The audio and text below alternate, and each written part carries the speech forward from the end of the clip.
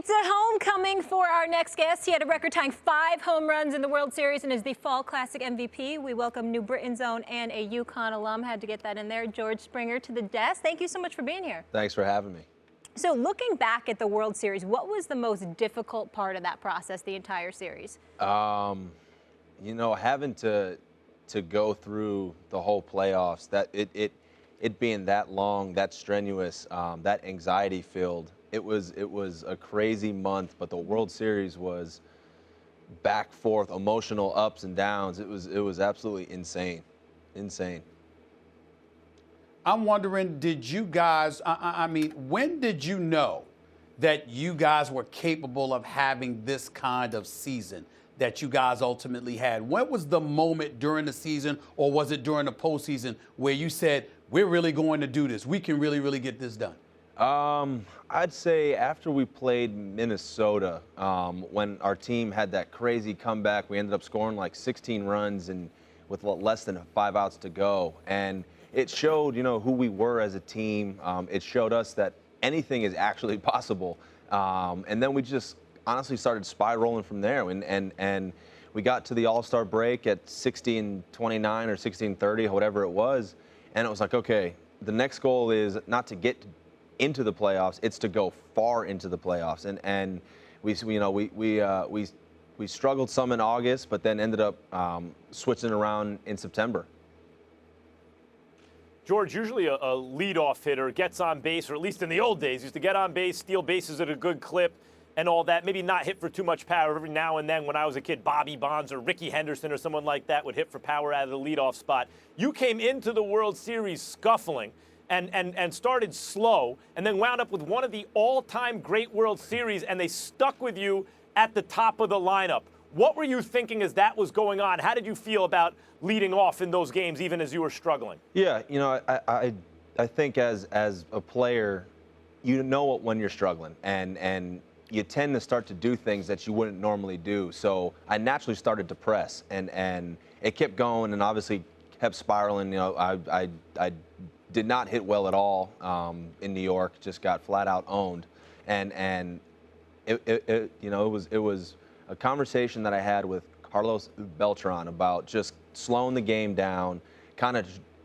enjoying the moment and trying to get myself to go back to things that I've done all year that have gotten me to this position. And I understand that I'm hitting first, so it is my job to somehow, some way get to first base for who's ever up behind me. And I've got the MVP of the league up behind me with Altuve. I've got Correa. I've got Bregman. You know, I have some guys who can hit. So all I had to do was slow the game down and try to get to first base and set the tone for the big Jefes up behind me. And it's hard to not press in these obviously these big time games, but it was just a simple conversation, and you know that was it from there. You guys obviously have one of the best young teams in baseball, and we're hearing the term dynasty. When you hear that about your team, what do you think?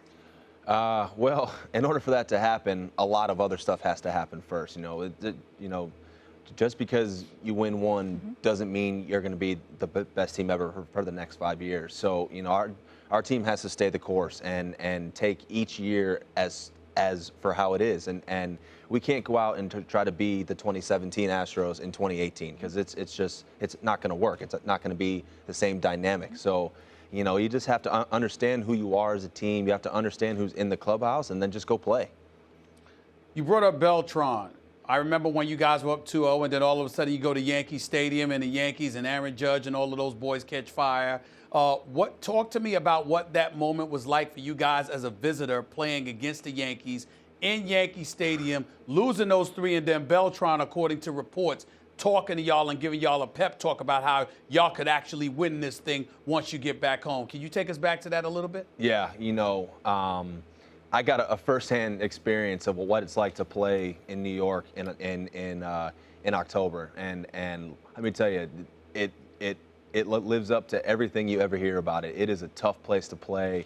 The fans are into the game, and that team is so good there, and they play so well at home. It's hard to win. And after we lost Aim 5, you know, there was a lot of guys who were just like, man, well, what happened? You know, how do we go from up 2 to down 1 in a blink of an eye? And I was sitting next to Eltron, and you know, he stood up and just said, guys, we're not out of it yet. Hold your heads up high. Let's go home. Let's slow the game down and let's go play how we play. We're going to hand the ball to JV and go play our game. And if any, you know, all we have to do is get to Game 7, and who knows? So, you know, he told us just to slow down and kind of just know that the series isn't over yet. Well, hopefully now that he's retired, you won't have him to lead you past my Yankees anymore. And maybe they'll learn how to hit on the road. George, how do you feel like you're the guy on the cover of SI when they make the prediction, right? Then you win World Series MVP and you're on the cover again. That's like, when has that ever happened in the history of sports? Everyone practices that stuff in their backyard, hitting the home runs in the World Series.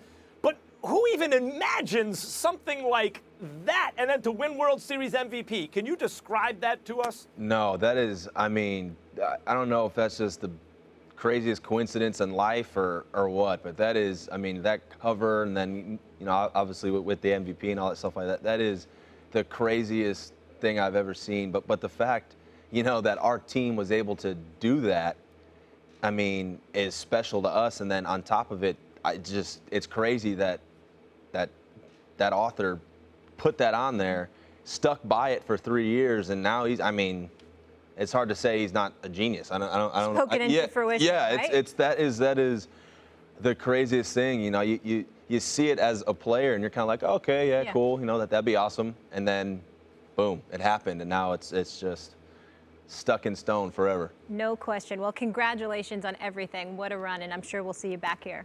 Appreciate it. Thank you.